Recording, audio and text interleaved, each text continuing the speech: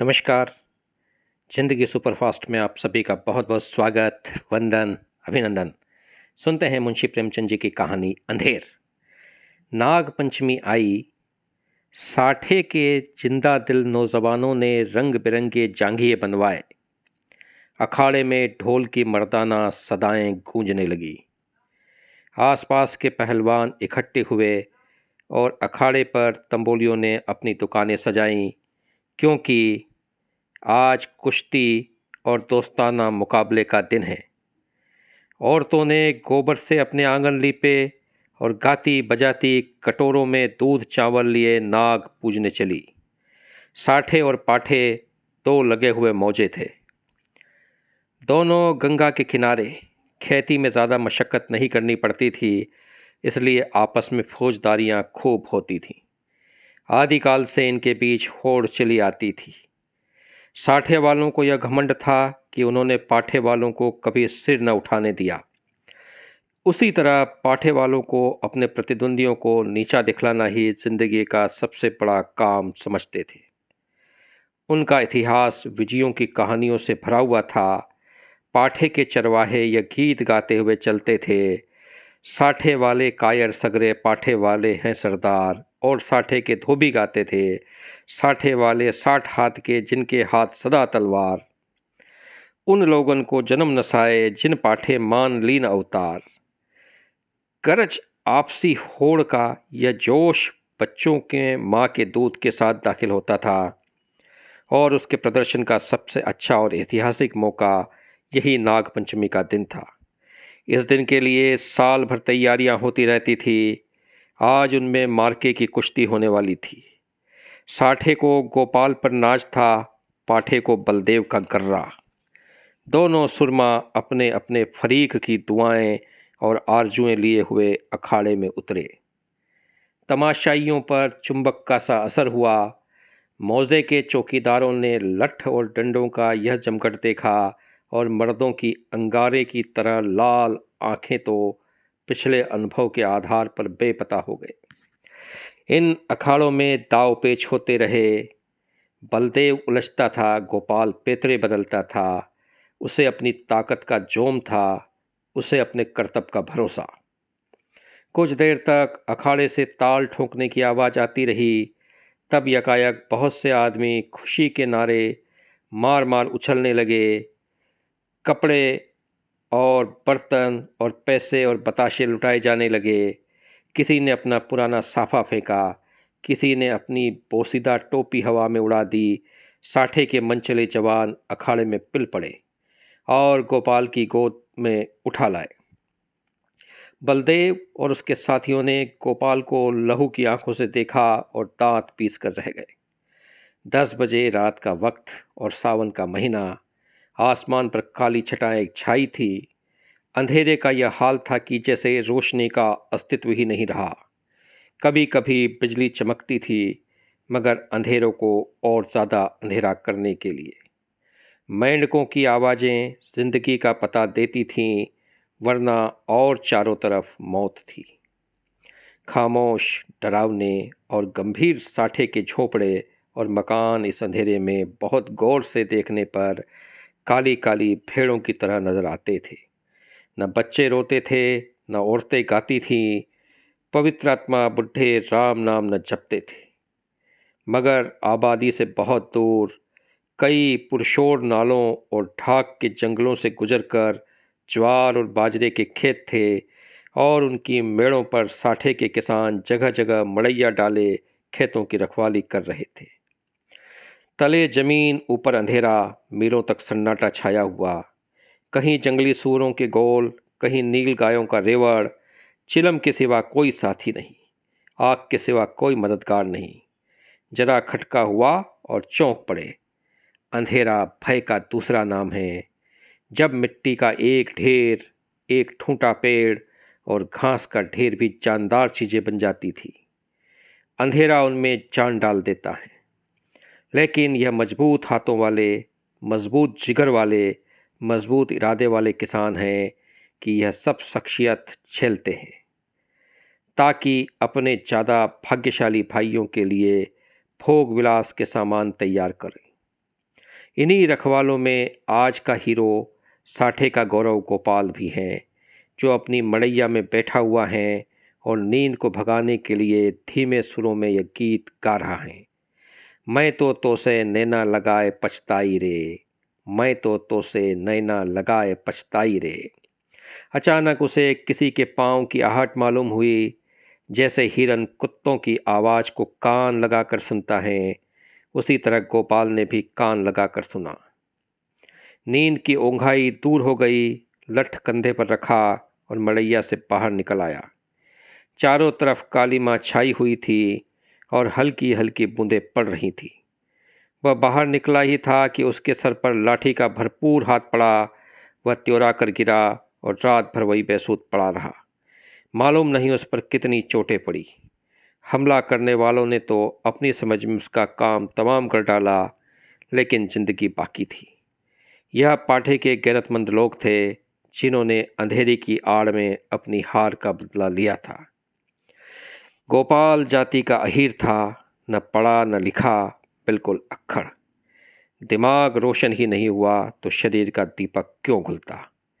पूरे 6 फुट का कद, कटा हुआ बदन, ललकान कर गाता तो सुनने वाले मील भर बैठे उसकी तानों का मज़ा लेते। गाने बजाने का आशिक, होली के दिनों में महीने भर तक गाता, सावन में मल्हार और भजन तो रोज का शगल था। निडर ऐसा कि भूत और पिशाच के अस्तित्व पर उसे विद्वानों जैसे संदेह थे, लेकिन जिस तरह शेर और चीते भी लाल लपटों से डरते हैं, उसी तरह लाल पगड़ी से उसकी रूह असाधारण बात थी। लेकिन उसका कुछ बस न था। सिपाही की वह डरावनी तस्वीर जो बचपन में उसके दिल पर खींची गई थी, पत्थर की लकीर बन गई थी। शरारतें गई, बचपन गया, मिठाई की भूख गई, लेकिन सिपाही की तस्वीर अभी तक कायम थी। आज उसके दरवाजे पर लाल पगड़ी वालों की एक फौज जमा थी, लेकिन गोपाल जख्मों से चूर, दर्द में बेचैन होने पर भी अपने मकान के अंधेरे कोने में छिपा हुआ बैठा था। नंबरदार और मुखिया, पटवारी और चौकीदार रोब खाए हुए ढंग से खड़े दारोगा की खुशामद कर रहे थे। कहीं अहीर की फरियाद सुनाई देती थी, कहीं मोदी रोना धोना, कहीं तेली की चीख पुकार, कहीं कमाई की आंखों से लहू जारी था। कलवार खड़ा अपनी किस्मत को रो रहा था। फोहश और गंदी बातों की गर्म बाजारी थी। दारोगा जी निहायत कारगुजार अफसर थे, कालियों में बात करते थे। सुबह को चारपाई से उठते ही कालियों का वजीफ़ा पढ़ते थे। मेहतर ने आकर फरियाद की, हुजूर अंडे नहीं हैं। दारोगा जी हंटर लेकर दौड़े और उस गरीब का भुरकुस निकाल दिया। सारे गांव में हलचल पड़ी हुई थी। कांस्टेबल और चौकीदार रास्तों पर यूं अकड़ते चलते थे, गोया अपने ससुराल में आए हैं। जब गांव के सारे आदमी आ गए तो वारदात हुई और उस कमबख्त गोपाल ने रपट रख न दी। मुखिया साहब बेंत की तरह कांपते हुए बोले, हुजूर अब माफ़ी दी जाए। दारोगा जी ने खतरनाक निगाहों से उसकी तरफ देखकर कहा, यह इसकी शरारत है। दुनिया जानती है कि जुर्म को छुपाना जुर्म करने के बराबर है। मैं इस बदमाश को इसका मज़ा चखा दूंगा। वह अपनी ताकत का जोश फूला हुआ है और कोई बात नहीं। लातों के भूत बातों से नहीं मानते। मुखिया साहब ने सिर झुकाकर कहा, हुजूर अब माफ़ी दे दी जाए। दारोगा जी की त्योरियां चढ़ गई और झुंझलाकर बोले, अरे हजूर के बच्चे, कुछ सटिया तो नहीं गया है? अगर इसी तरह माफ़ी देनी होती तो मुझे क्या कुत्ते ने काटा था कि यहाँ तक दौड़ा आता। न कोई मामला न मामले की बात, बस माफ़ी की रट लगा रखी है। मुझे ज़्यादा फुर्सत नहीं है। नमाज पढ़ता हूँ, तब तक तुम अपना सलाह मशवरा कर लो और मुझे हंसी खुशी रुखसत करो, वरना गौस खां को जानते हो, उसका मारा पानी भी नहीं मांगता। दारोगा तकवे व तहारत के बड़े पाबंद थे। 5 वक्त की नमाज पढ़ते और 30 रोज़े रखते। ईदों में धूमधाम से कुर्बानियाँ होती। इससे अच्छा आचरण किसी आदमी में और क्या हो सकता है। मुखिया साहब दबे पांव गुपचुप ढंग से गोरा के पास गए और बोले, यह दारोगा बड़ा काफिर हैं। 50 से नीचे तो बात ही नहीं करता। अव्वल दर्जे का थानेदार है। मैंने बहुत कहा, हुजूर गरीब आदमी हैं, घर में कुछ सुविधा नहीं, मगर वह एक नहीं सुनता। गौरा ने घूंघट में मुंह छिपाकर कहा, दादा, उनकी जान बच जाए, कोई तरह की आँच ना आए पाए, रुपये पैसे की कौन बात है, इसी दिन के लिए तो कमाया जाता है। गोपाल खाट पर पड़ा सब बातें सुन रहा था। अब उससे न रहा गया। लकड़ी गांठ ही पर टूटती है।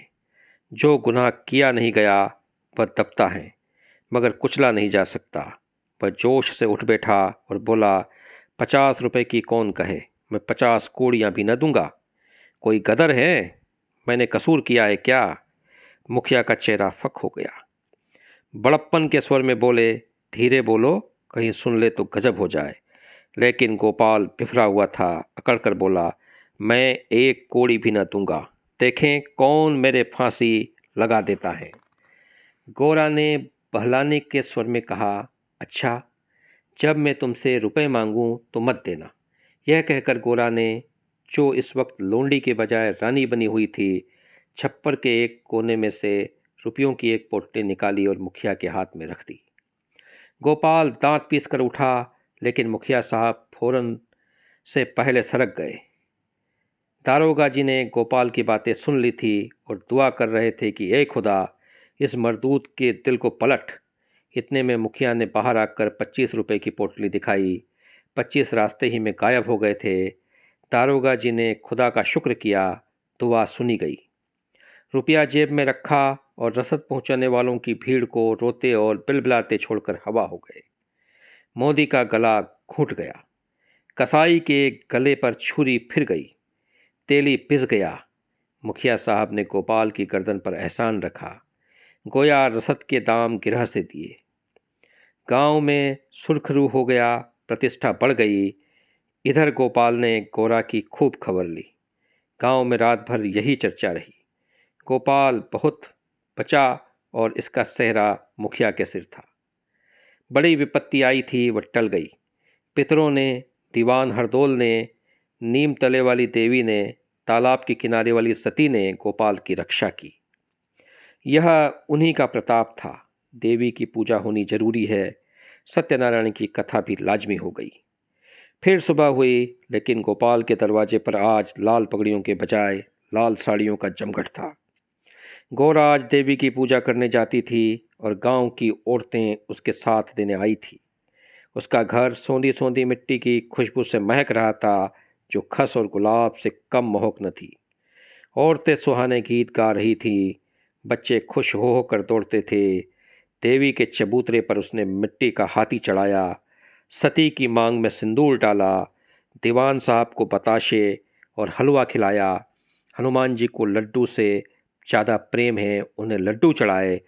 तब गाती बजाती घर को आई और सत्यनारायण की कथा की तैयारियां होने लगी। मालिन फूल के हार, केले की शाखें और बंधनवारे लाई। कुम्हार नए नए दिए और हांडियाँ दे गया। बारी हरे ढाक के पत्तल और दोने रख गया। कहार ने आकर मटकों में पानी भरा। बड़ाई ने आकर गोपाल और गोरा के लिए 2 नई नई पीढ़ियाँ बनाई। नाइन ने आंगन लीपा और चौक बनाई। दरवाजे पर बंधनवारे बंधी गई। आंगन में केले की शाखें गड़ गई। पंडित जी के लिए सिंहासन सज गया। आपस के कामों की व्यवस्था खुद ब खुद अपने निश्चित दायरे पर चलने लगी। यही व्यवस्था संस्कृति है जिसने देहात की जिंदगी को आडंबर की ओर से उदासीन बना रखा है। लेकिन अफसोस है कि अब ऊंच नीच की बेमतलब और बेहुदा कैदों ने इन आपसी कर्तव्यों के सौहार्द सहयोग के पद से हटाकर उन पर अपमान और नीचता का दाग लगा दिया। शाम हुई। पंडित मोटेराम जी ने कंधे पर झोली डाली, हाथ में शंख लिया और खड़ाऊ पर झटपट खटपट करते गोपाल के घर आ पहुँचे। आंगन में टाट बिछा हुआ था। गांव के प्रतिष्ठित लोग कथा सुनने के लिए आ बैठे। घंटी बजी, शंख फूंका गया और कथा शुरू हुई। गोपाल भी गाड़े की चादर ओढ़े एक कोने में दीवार के सहारे बैठा हुआ था। मुखिया नंबरदार और पटवारी ने मारे हमदर्दी के उससे कहा, सत्यनारायण की महिमा थी कि तुम पर कोई आँच न आई। गोपाल ने अंगड़ाई लेकर कहा, सत्यनारायण की महिमा नहीं, यह अंधेर है। तो हमने कहानी सुनी अंधेर, और इस कहानी के अंदर मुंशी प्रेमचंद जी ने जो लगभग 100 साल पहले लिखा था, आज भी हालात कुछ उससे अलग नहीं है। आज भी अंधेर है, आज भी दारोगा है, आज भी कांस्टेबल है, आज भी गांव का मुखिया है, और आज भी वे सभी चरित्र हैं जो इस कहानी में अंधेर गर्दी करते हुए बताए गए हैं। तो समाज किसी भी दौर में हो, एक सा ही चलता है जब तक कि आप उसे बदलने के लिए खुद कुछ कदम न उठाएं। और हम जैसे लोग, जिन्हें आम लोग कहते हैं, वे सभी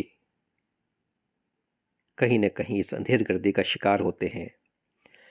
और जब न सिर्फ शिकार होते हैं बल्कि धर्म के नाम पर